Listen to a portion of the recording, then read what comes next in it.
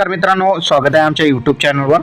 तर मित्रांनो, आज तारीख आहे 5 तारीख आणि 5 तारखेला राज्याच्या कोणकोणत्या जिल्ह्यामध्ये पावसाची शक्यता असणार आहे ते आपण या व्हिडिओच्या माध्यमातून बघणार आहोत। यामध्ये आपण जिल्ह्यानुसार माहिती बघून घेऊया।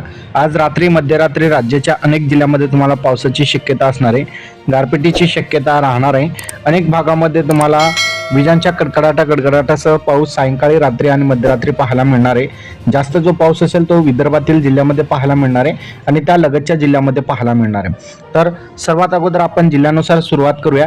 जिल्ह्यानुसार कशा प्रकारचं वातावरण राहणार आहे। विदर्भामध्ये जर आपण बघितलं तर गोंदिया असेल, भंडारा असेल, नागपूर असेल, गडचिरोली, चंद्रपूर, यवतमाळ, नांदेड, परभणी, हिंगोली या भागामध्ये तुम्हाला जे आहेत विजांच्या गडगडाटासह पावसाची शक्यता राहणार आहे। त्यानंतर जळगाव असेल, जालना असेल, छत्रपती संभाजीनगर, बीड, लातूर, धाराशिव, सोलापूर, अहिल्यानगर, नाशिक असेल, सातारा असेल, सांगली असेल आणि कोल्हापूर असेल या भागामध्ये सुद्धा तुम्हाला पावसाची शक्यता राहणार आहे।